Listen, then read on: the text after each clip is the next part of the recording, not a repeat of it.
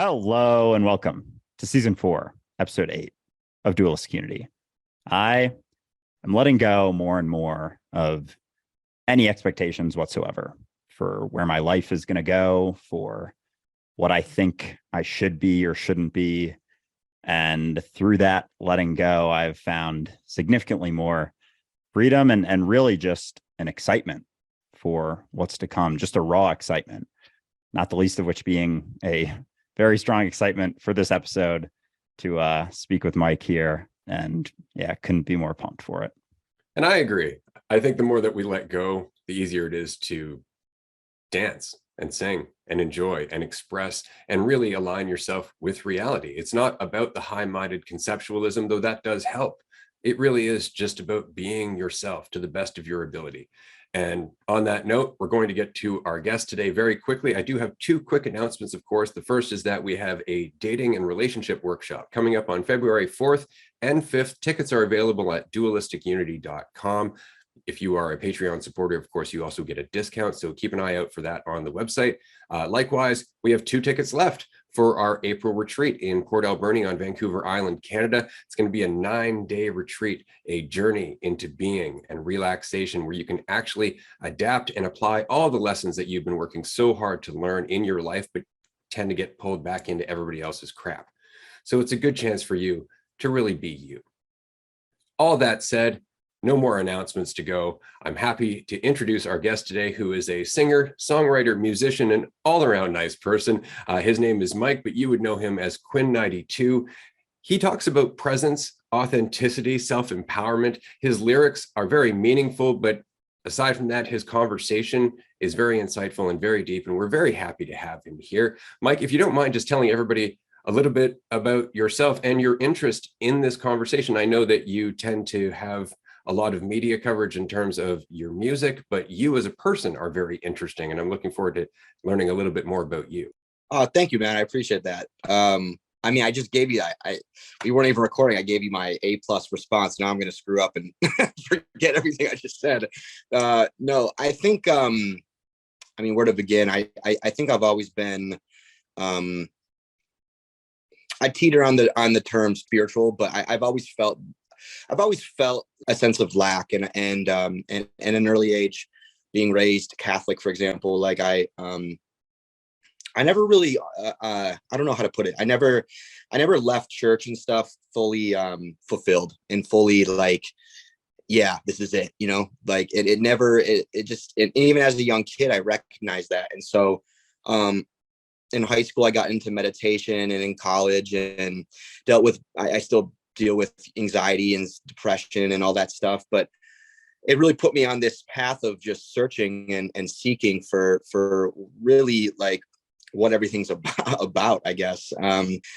In through all that, I winded up somehow landing a career as a musician from what was like a hobby turned into a profession. And I'm super blessed and grateful I get to do what I love every single day and get to impart some of the experiences that I've gone through and into my music and into my songwriting. And just being able to help people has been such a blessing and amazing. And through hearing other people's stories and hardships, it's even solidified to me more that like the common thread of what society sort of tells us how to heal isn't necessarily the right approach. They can be helpful, but that sort of end all be all like resolution, it's just not connecting for most of us. And then I got put onto non-duality, and that was over the last couple of years, and just kind of caught the bug, and have just continued to go deeper and deeper into this moment, into just feeling everything.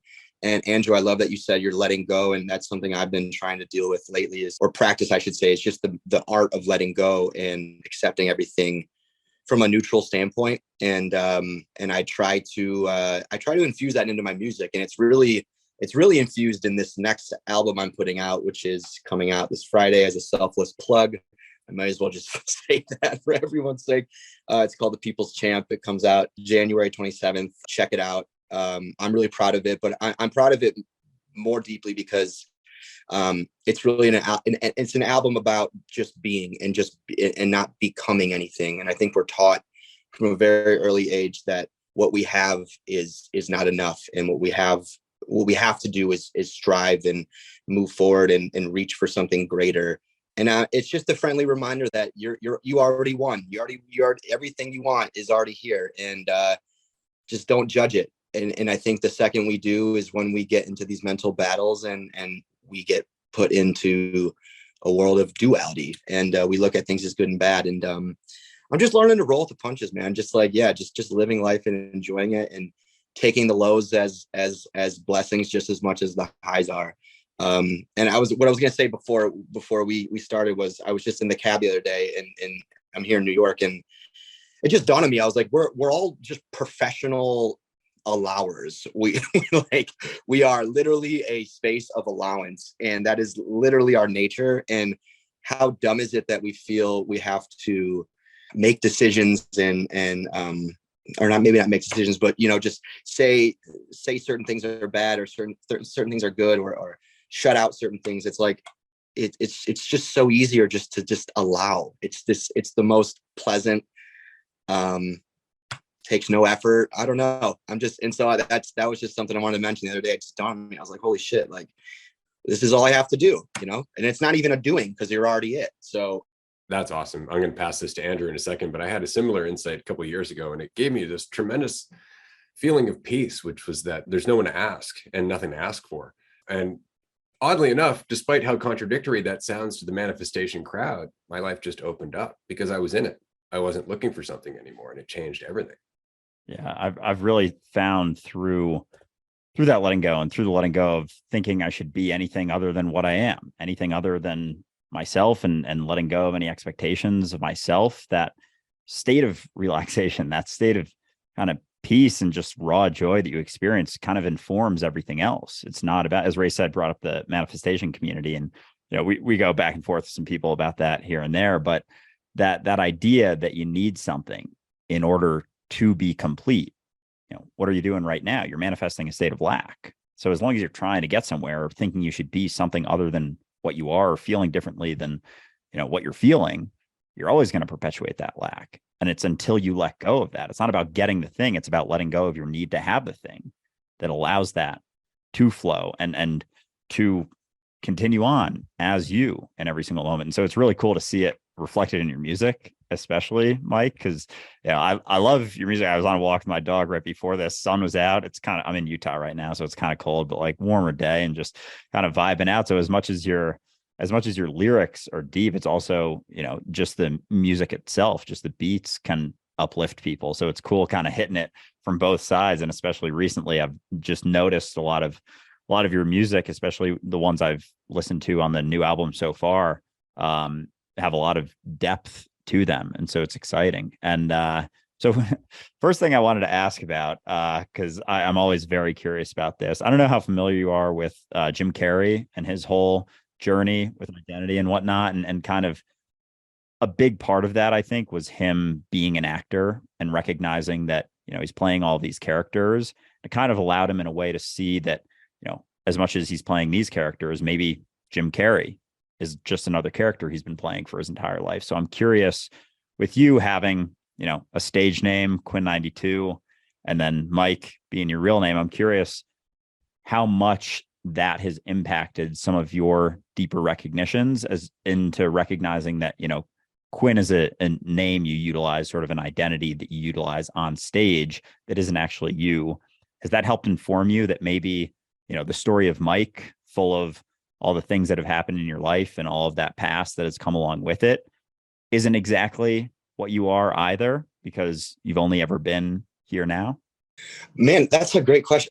Honestly, not to give you a disappointing answer, I haven't really thought of it that way, but and I say that, though, maybe this can be just as insightful, though. I say that because I've never, who I am on stage and who I am off stage, with the exception of me maybe being just a little more loud on stage, and I'll throw in a couple more swear words than I probably say off stage.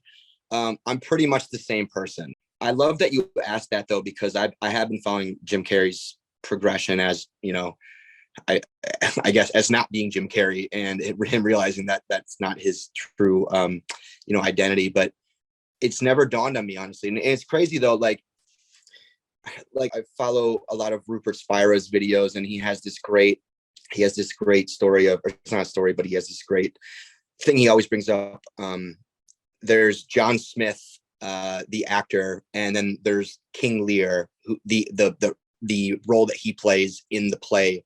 And I actually don't know the name of the play, but I love the I don't know, the I don't want to say separation, but I love that imagery of them being not the same thing and also the same thing, and how we just get tricked into playing these roles, and rather than just recognizing that we are the present moment, and we are the space for which these characters arrive in and play around in. And so no, Andrew, I've never thought of it that way, but I mean, it's now that I'm thinking about it, it's fascinating, that me on stage is literally just something I can view from the perspective of awareness, rather than sit in Quinn and be like, this is me standing in front of 10,000 people.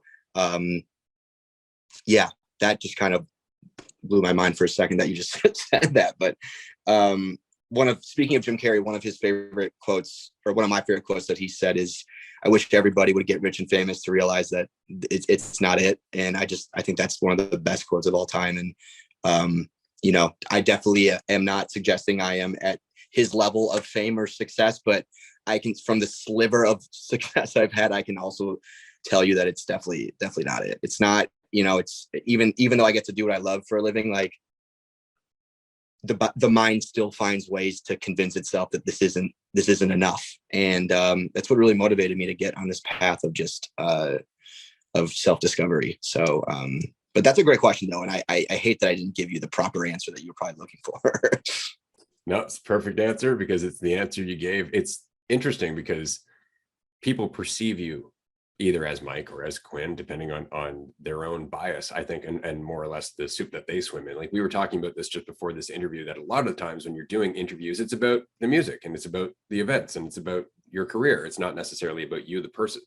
And so they go into it with an assumption about you based on how they need to perceive themselves and their job and everything else, whereas we're just human beings. And so I find it really inspiring that despite how tempting it must be to some degree to look at yourself in the same way that other people want to look at you, you actually actively work against that temptation. And you actually, in one of your albums, A Letter to My Younger Self, the second time around, there was a quote in there, and I wanted to read it.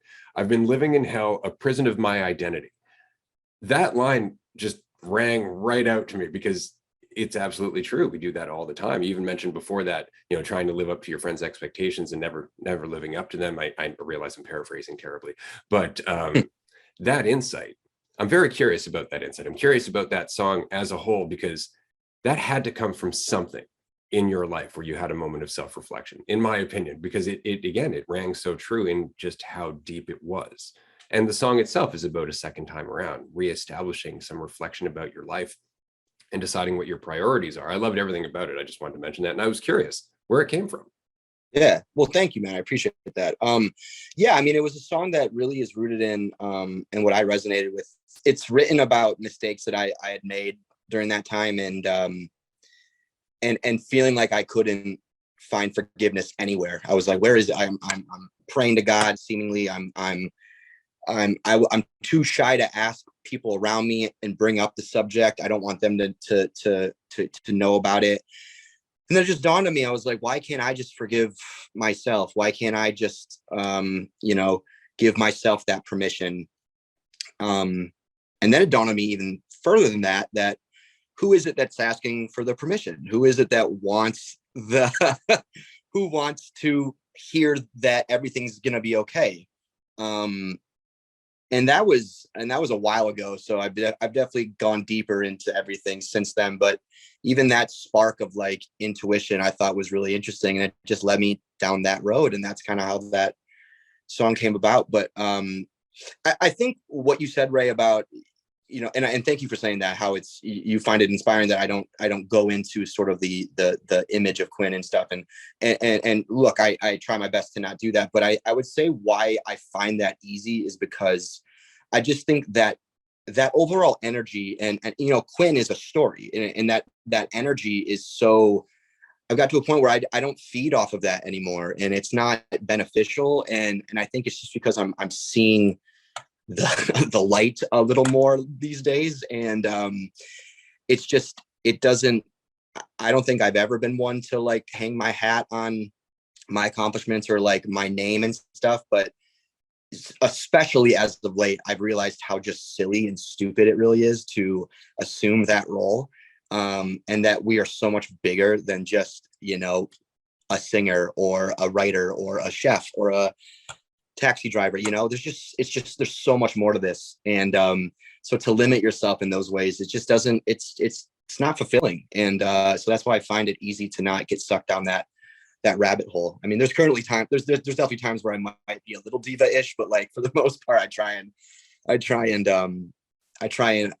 take a step back a bit, metaphorically speaking, and realize who I really am. And yeah, so I watch a lot of your guys' videos and I listen to the podcast and stuff. And like sometimes I do need to check myself a bit and just have a nice friendly reminder of what's really going on.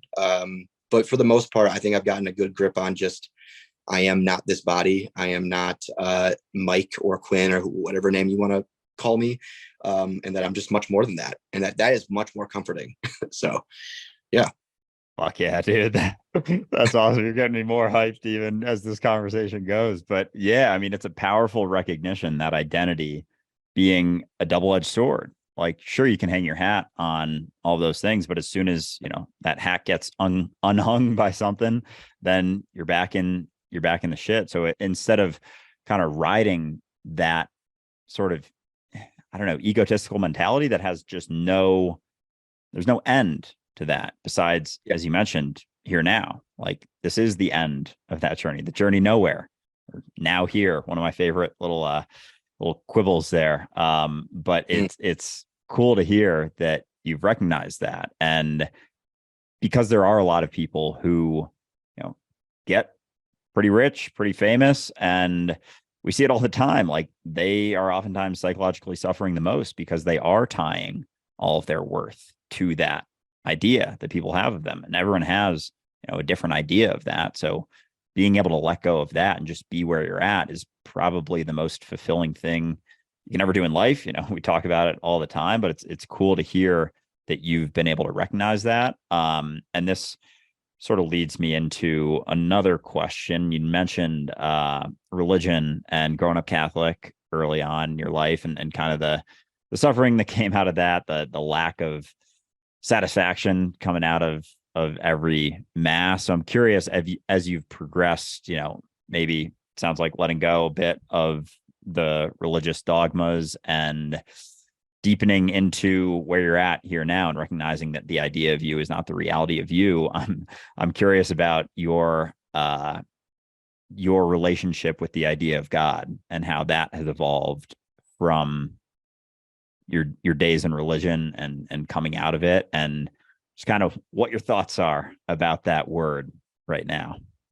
Dude, yeah, I mean, it's tricky. I mean, my wife was raised very, very Christian, and family's very Christian, and it's tough, man. We have really, really long conversations on the sofa at night, just going back and forth a bit, and she's definitely finding, you know, it's tough because like at a young age, for me and for other people I know, they're raised in a way where they don't have a choice but to think the way that they've been told to think. And not insinuating that what I think is better than what they think, but it's, you don't, I've always felt it's very important to let people have that recognition, whatever it is, what they find to be true, let them find it for themselves on their own terms. And a lot of the issue I have with religion is it's just it feels like a forced thing. And so we have a lot of talks at night, and I try to steer on the cautious side when it comes to this conversation with her, because I I could be like, you realize you're God and I'm God, but I know how south that could go and how, so I really pick my battles, because she is still she's on her own journey and she's figuring things out for herself. And I think that's beautiful and amazing, but I don't want, so I try and as great as I feel sometimes and as clear as I think and feel, I try to not impose a lot of that onto other people, even though it can be tempting. And everyone thinks they know what the fuck's going on. And so I try to remind myself, like, I'm no better than anyone else. So, but your question, like, what's my sort of thought on God, that word, and religion and stuff. And I just think, I think it's very scary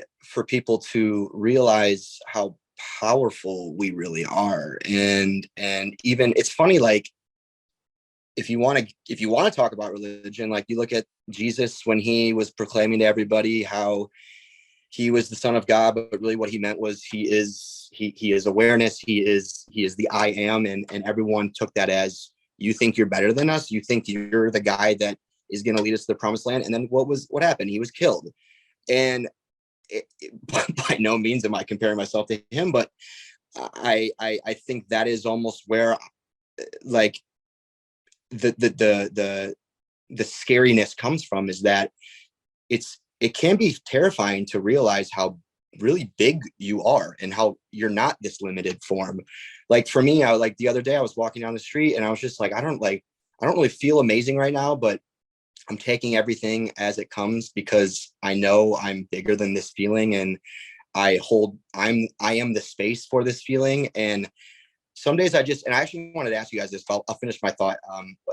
There's days where I'm just like, I feel like I'm just going down like a long, endless hallway, and I don't know where it's leading me, but I'm just trusting that it's taking me to the place that I'm supposed to go, or river, or whatever you want to use.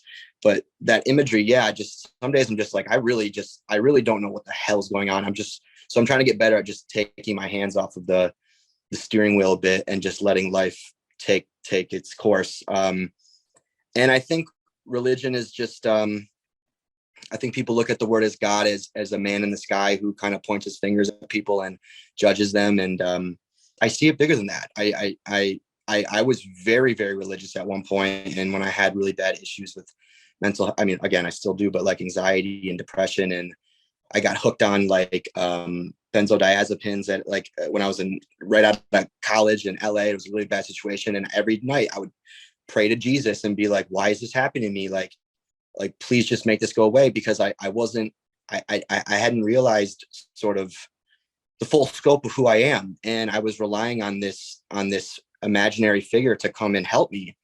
And it can be scary when I think about that. Like, I just don't want to. I don't want to be clinging on to an idea my entire life. I was just the concepts. There's too much concept eating going on, and I've kind of had enough. And that's really where I took a step back from religion and was just like, and remind myself that it's okay that I'm doing this. I'm not going to hell because I'm not praying anymore. Like if anything, every day is prayer. Every day is meditation. Every day is holy. And it's all just language and just garbage, really. But I don't know. I don't know if I answered your question at all. I'm really spitballing here. And but yeah, man, that question though, it hits home for me because it's something my wife and I are currently often sifting through. And it's a good conversation though, because we want to have kids soon, and we want to like decide like how we're raising them, and we're still figuring it out, but that's okay. That's just what's arising, and that is what's happening. So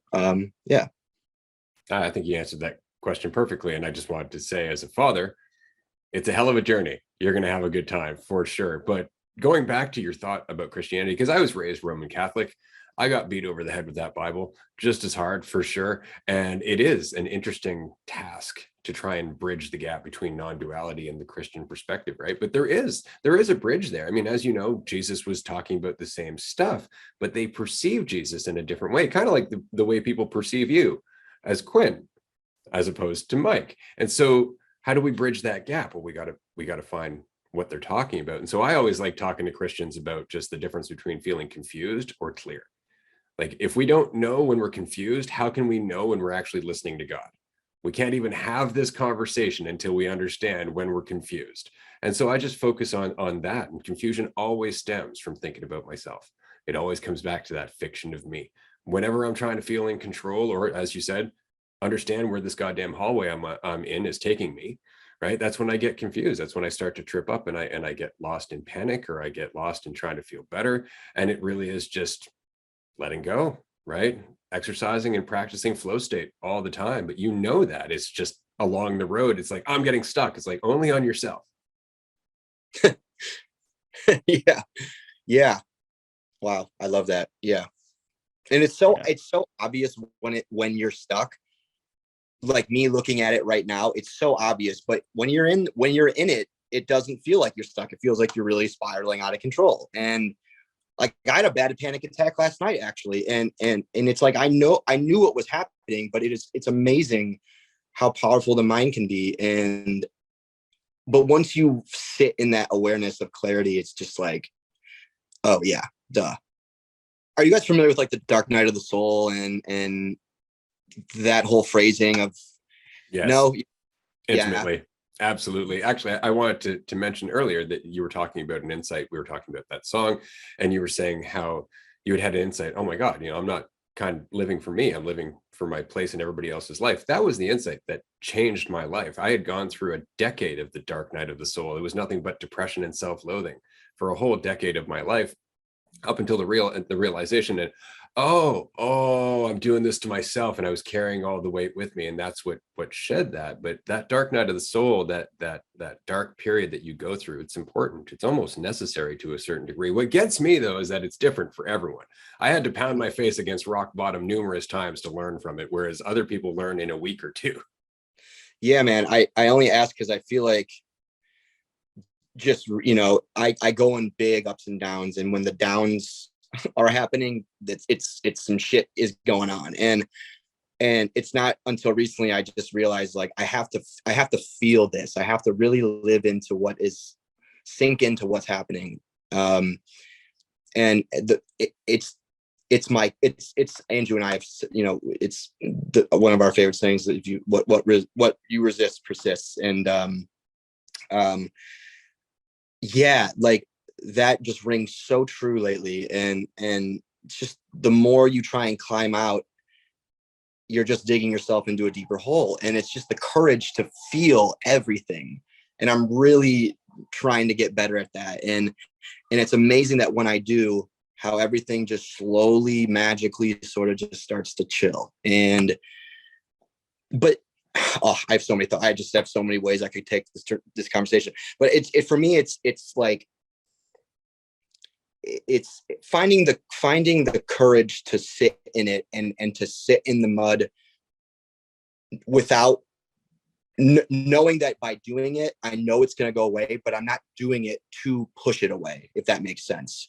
It's finding that, it can really be tricky, because obviously I want it to go away, but then I realize, like, who wants it to go away? And then you kind of zoom out a bit and you're like, oh, okay, well, it's just happening. And isn't that interesting? That's what you want to go away, the who. It's not the thing, right? It's the who that has the judgment of the thing. Because if it wasn't for the judgment of the thing, you wouldn't care. You'd just sit through it and let it pass, right? Yes. It's the who. Yes. Wow. Yeah, it's fascinating how it always comes back to that idea of yourself, right? As no self, no suffering. There is no conflict without I. As soon as the I comes in, as soon as the self comes in and has a judgment or an opinion about what you're going through, like as we've talked about already, there is no good or bad, and yet we have, a tendency to resist the uncomfortable feelings without recognizing that, this may inform me in some way, shape, or form. Like, everything I've been through has informed everything that I am here now. So if I didn't, for me, it was, Ray mentioned his sort of, 10 years of hell that he went through. And for me, it was just like a lot of social anxiety going through high school. I was super quiet, always super concerned with what people thought of me. And it was going through that, 3-4 years. Eventually it sort of started to get better. And then after college, it started to really get a lot better, got into spirituality, meditation, started recognizing where it was coming from. And, that led me to doing social media and getting on a podcast and now fucking talking to you, Mike. And so all that stuff wouldn't have happened without, or all the stuff that's happening now wouldn't have happened without all of that. So looking back, I could say those are bad experiences. Those were difficult times. And yet they were inherently necessary for me to get where I am. And even more recently, like a stark recognition I had where I was thinking, just caught up in thinking about myself was when we started. So we started going full time with Dualistic Unity December 1st. So it's been about coming up on 2 months now. And congratulations, guys, by the way. It's really amazing. I really do mean that. Like it's really an amazing thing. You're helping a lot of people. And so I'm glad you guys can give your all of your time to it, because it's really fantastic. Appreciate it, man. Yeah, we fucking love it. And so we do, like, we put out almost a podcast episode every day. We do live streams. We turn those into podcast episodes. But, first week was feeling good with everything. And then, since going through everything I have, not thinking about myself so much, my mind's a lot quieter. And I was actually able to turn that into a problem because I started thinking about myself. I was like, oh shit, we're live streaming, doing podcasts, sometimes talking for like 6 hours straight a day. And I was like, shit, well, if my mind's pretty quiet, like what if I don't have any thoughts come up? And my mind was able to take that thing that for so long, 15, 16-year-old me would have been like, our mind's quiet. Fuck yeah. I would rather that than win, $10 billion. And I was actually able to turn that into an issue because I flipped it on myself and started to think about what that meant about me. And, if I can't come up with a thought or have a new insight or whatever, that's going to, say something about me and say that I'm maybe not performing well enough based on my fucking made up expectations. And so it's just so funny how something that is kind of the root of the peace I experience now, like not thinking so much, not having as many intrusive thoughts going through my mind, I was able to turn that into, a sort of intrusive thought. And that's just how powerful our minds are. And so just being able to, even with that, just recognize that how much I was thinking about myself and being able to let that go was kind of the key to that. I was like, fuck, I'm just thinking about myself so much. And when I stopped, the suffering kind of subsided along with it. I recognized, oh, this doesn't actually mean anything about the reality of what I am. And so I was able to move on from it. This is actually something I try to get across to a lot of my clients in terms of coaching and whatnot. And it's the immediate reaction often is, I'm anxious. I need to find a way to cope with that anxiety. It's like, you actually just reinforced it because you're running from it. And that's so hard to understand. It's so contradictory to the way we want to deal with anything. We don't assume, oh, the way past this problem is to relax until it's no longer a problem to me, right? As opposed to try and fight it, which makes it even worse. It's really hard to communicate that to people because, again, we want to feel like there's something that we can do that's simple and gives us a sense of control. Otherwise, we just have to have faith, which is oddly enough exactly the solution. It just doesn't make any sense to us. So I have a quick question for you, Mike, because this is something a lot of us are facing all the time. Andrew and I, in our own way with the podcast, having to eventually leave our jobs, take that plunge, face our fears, so on and so forth. You have had a fantastic career so far with all of your albums that have come out, the 5th album of which is coming out this week.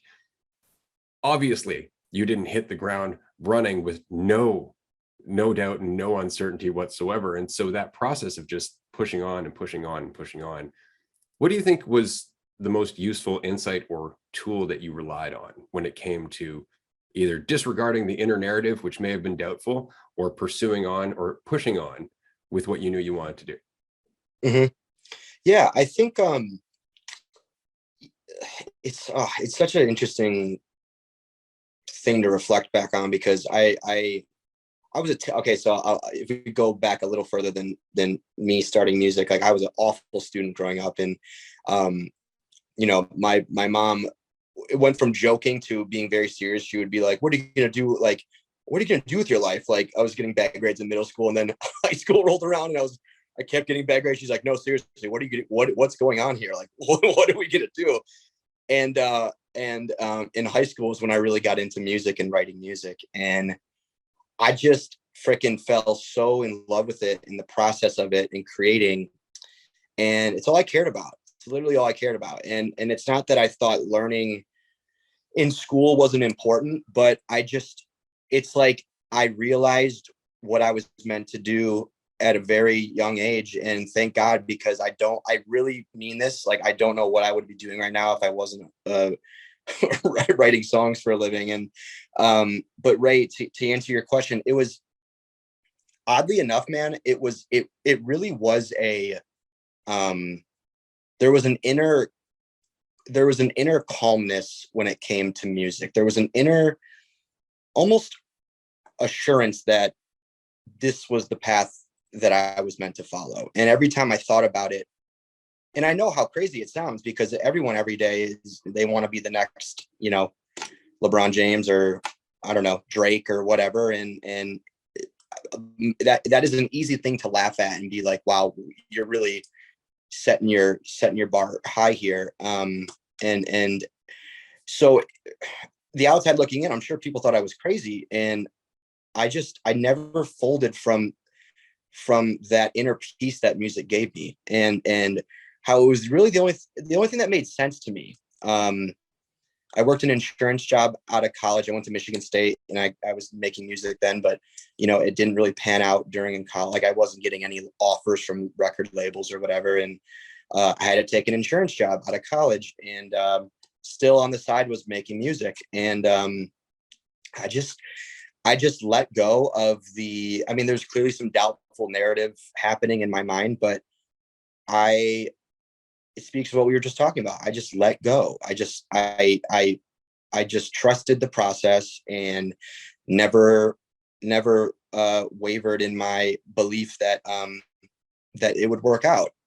And I was, but what's crazy is I think I was okay with it not working out. I think, and I didn't admit that to myself, but now looking back, I really think, honestly, I think I'd be just as happy now if it didn't work out as if it did. And I really, really mean that. And there was just something, I don't know. What scared me was not trying, was being 50 years old and looking back and being like, why didn't you try for this thing? That's what I was really scared of. And so, even if it didn't work out, I would have been like, all right, well, I gave my best crack at it, and, and life would have taken its course some other way. And, I don't know, man.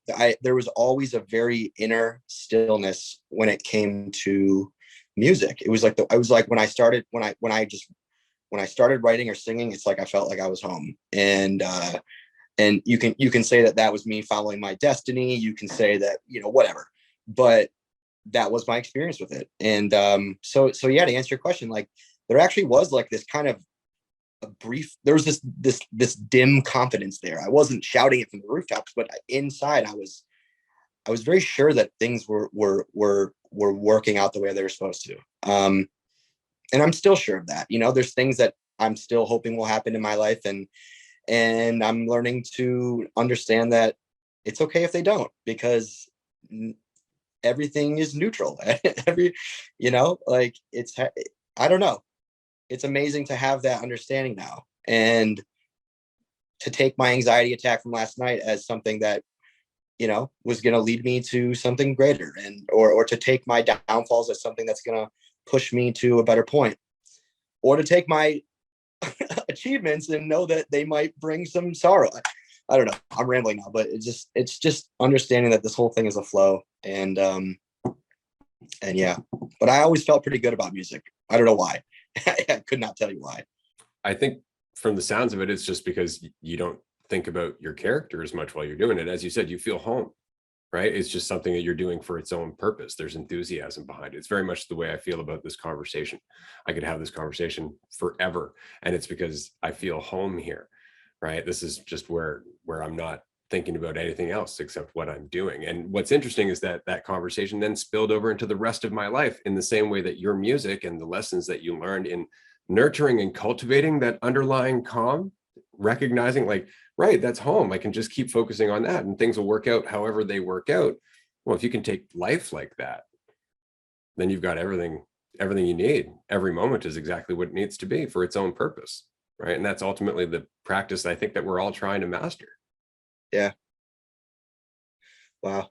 There's a song on the album that's called All That You Need. And It's the last song, and it's like one of my favorite lyrics, and it's crazy. I love that the way you just said that, how it's maybe I had that confidence because it was the one place where I wasn't thinking of myself. It was just, I was just submerged in the process of making something. And I didn't have time to think about Mike and how I looked and how I sound,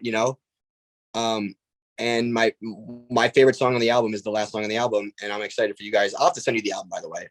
But it's, I remember wanting to write something really special that day in the studio. And my friend was playing the piano, and I was like, I don't want to force it. I just want to like, let it out naturally. And I wrote the chorus is, all that you need is what you can't see, but you've always had it. And it's a reminder that I don't know. I don't even know how to really talk about it. Getting out of your own way, I guess, is a way to further that statement. And that's what I did with that song. And it was like 1 minute went by and it was over and the song was done. I was like, holy shit. Like, I've never wrote a song that fast before. Like, it was really crazy. But you're right, Ray. It's like, forget about the who, and then life becomes a whole lot easier. I don't know. That's crazy. Yeah. Oh yeah. Getting out of your own way. If that's not the slogan for fucking all of Duelist community, I don't know what is. I think I've heard Ray say that probably about 100 times, that's really? Oh, good. more or less the key. Yeah. It's that idea of yourself gets in the way of all of it. It's the root of all of your suffering. And every time you're caught up thinking about yourself, there's going to be conflict between you and reality because you have an idea that you're trying to live up to or try and maintain or try and defend. And it like is fucking draining. And I think honestly, that's why Ray doesn't sleep a whole lot. And I think that's a big part of why, 2-3 hours a night from what I hear. And experience actually at the retreat, we always share a room. So I'm aware it's funny seeing him when he is sleeping. It's like, wow, this is a rare occurrence. But I think, when you're not thinking about yourself so much, you have energy to do so many other things. And I don't know how, I mean, I'm sure you've heard of flow state and everything, but my take on that is just what you're experiencing when you're not thinking about yourself quite so much. It's that ability to just do things without so much thought, without so much concern. What's left is just reality happening. It's not even you happening in reality or as reality. It's just being reality and allowing what to come out. And so it's really cool because I, as Ray mentioned, I kind of experienced that on the podcast too. Like a lot of times we'll have a conversation and we'll get to the end and be like, I think that went pretty well. I don't really remember anything we talked about whatsoever because there's not like the internal dialogue happening at the same time. There's not the concern of like, ooh, how is this sounding? How is this coming out? It's just coming out. However it's coming out, that's how it's coming out. And there isn't so much concern anymore. And that was a huge thing for me, kind of getting through social anxiety and just like even having conversations with people. I used to narrate the conversation as it was going, like, okay, what's the right thing to say here? What do they think of me here? What is this? What is that? And like, I can't even believe that I was able to have conversations with that much narration going on. But I think that's really the key, letting go of that idea of yourself. And so it's cool to hear that, in a lot of those songs, especially when you have some of the deeper lyrics, that you're certainly tapping into that flow state. And I'm sure, when you're performing as well, all the songs you're singing, like they've just become sort of a part of you. So it's less so about trying to do anything besides, it's more so just allowing it to happen, here and now. Yeah, man. I recently I've been like driving to like studio sessions and I'll be very like zenned out and chill. And I just forget. I'm like, where am I going again? Like, and it's not that my mind is not racing. I'm just, I'm out of my own way, like we said. And I think that's a good sign maybe that I'm getting better at sinking into just reality itself. I actually had a question for you guys. And it's because it's something I've been thinking of recently and curious what your view on it is, but just, and either of you can answer first, but like when it comes to like concepts and like Andrew, for you on your TikTok and stuff and Instagram, I get so much of my sort of, I don't know. I watch a lot of your guys' stuff. And so when it comes to informing someone about what we're speaking of, do you feel like it can be tricky to, because sometimes you just want to shut up. Like I've got to the point where I don't even want to try to explain this anymore. It's just so much more. I understand it. And I don't even want to say that, words just become too much. And how do you deal with that? And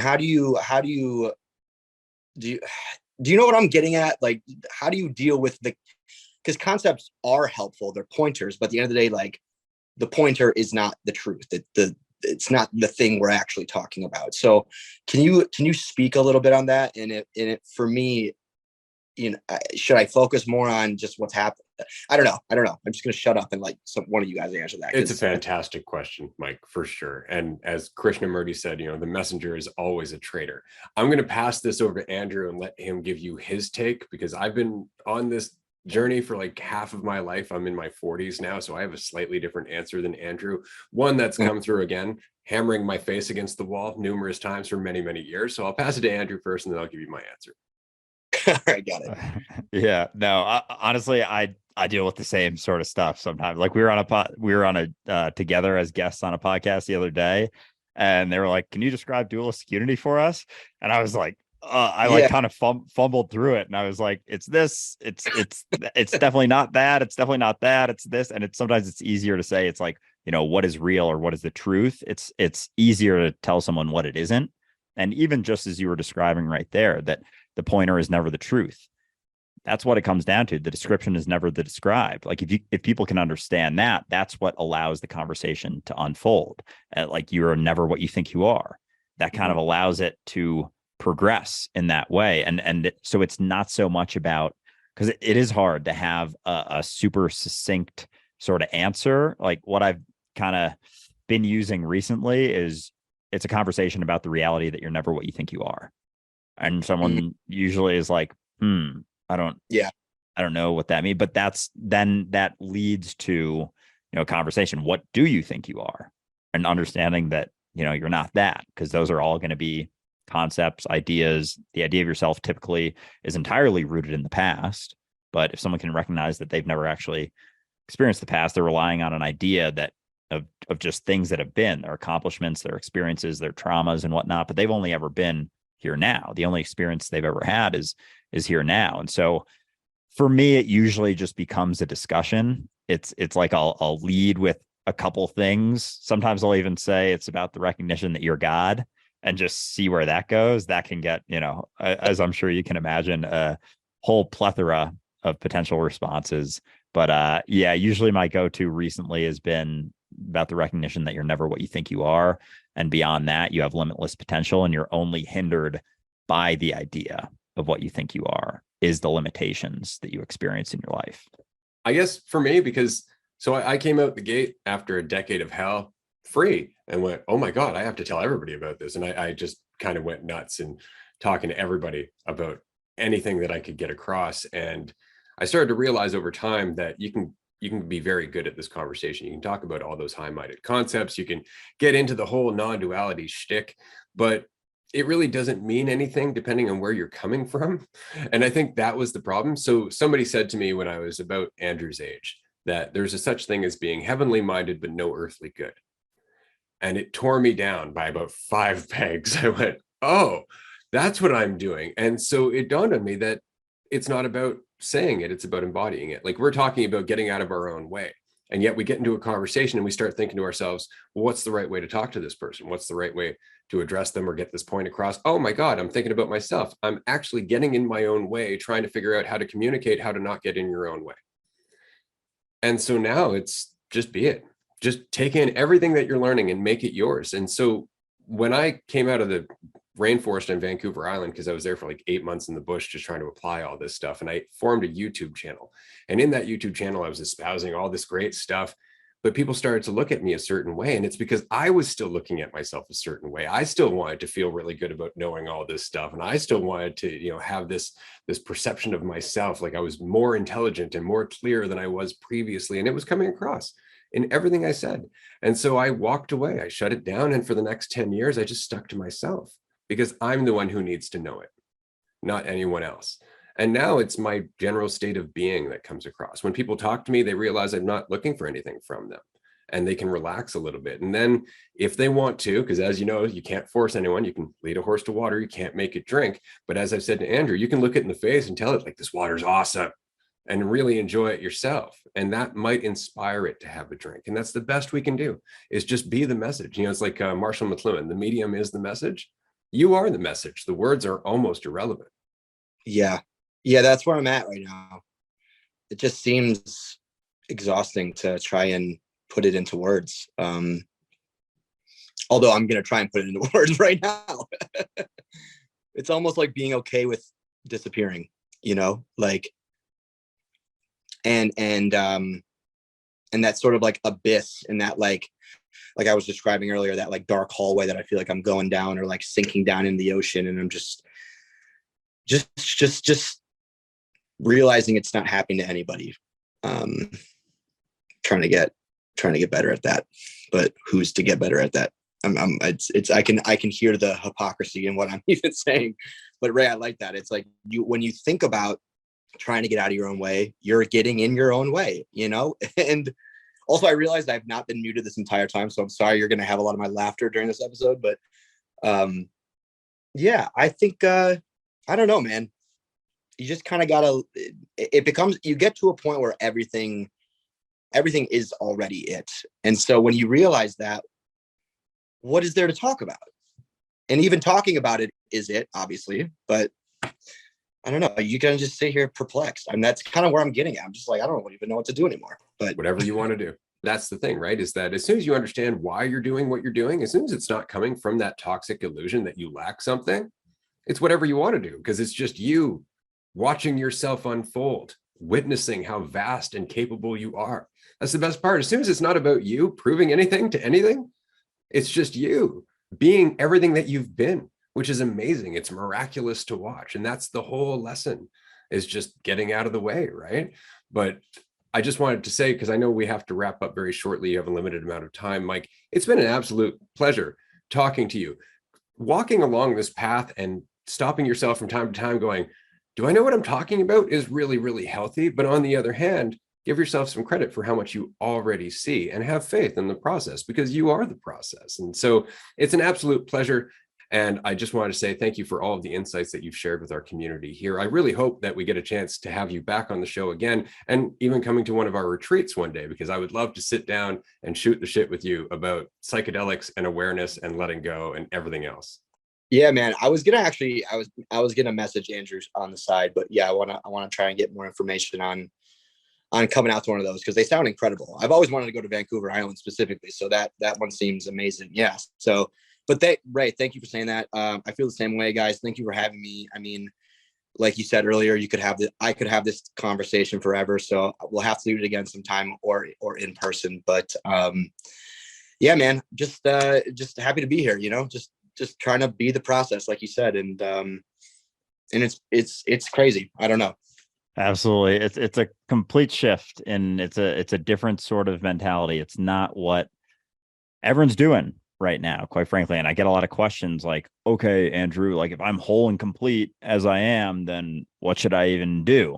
And it's such a foreign idea. Like everyone's lived their entire life on this belief that they're not whole and complete. And so as much as they're experiencing a lot of suffering and lack, that it gives them at least a sense of direction. And then when you're free, like freedom and uncertainty go hand in hand. It's like sitting in space, basically, with no relative perception of what you should or shouldn't do, what you are relative to anything else. Is those, strings get cut, the idea of what you should be doing or shouldn't be doing, the way you should be feeling or shouldn't be feeling. It's like you're always what you are, and you're always where you're at. You're always feeling what you're feeling, and you're always in the place that you are. You can't be anything else, and you can't feel anything else other than what you're feeling. And as long as you think you should be feeling something else, you're going to experience some suffering. So there's suffering that comes with that. But then in letting go of that, there's some semblance of getting used to that sort of mentality. It's like, why do anything? Well, because you can, because you're able to, because you're whole and complete as you are, and you're eternal. There's nowhere to go and nothing to be other than what you are. So you might as well just pick something and allow that to be your direction until you want to do something else, and then allow that to be your direction. So yeah, as Ray said, and I'll echo here, it's been fucking awesome chatting with you, Mike. I'm very excited. I was going to bring up psychedelics, but I think we'll leave that till the next conversation. But I'll be in LA in April, May-ish time. So if you're around, definitely down to meet up and grab a beer or something. But appreciate you taking the time to chat with us, man. This has been an awesome conversation, and I'm very excited for our next one. Yeah, man. I feel completely the same, dude. Thank you guys. I'm huge fan, and just hopefully this will shed a little more light on just this conversation. But yeah, I'm gonna try to, like I said, I'm gonna try to come out to one of the retreats, and we can have this psychedelic conversation in person. But yeah, thank you guys so much. I hope to be back on very soon, but until then, I'll be watching more of these. I fucking love it. So yeah. That's fantastic. Again, can't thank you enough. Dear listener, we appreciate you being here for this episode. What a great conversation. If you have any questions, of course, reach out to us on Discord or through social media, and we will be happy to answer them as best we can. Take care. We'll see you next week. Bye, everyone.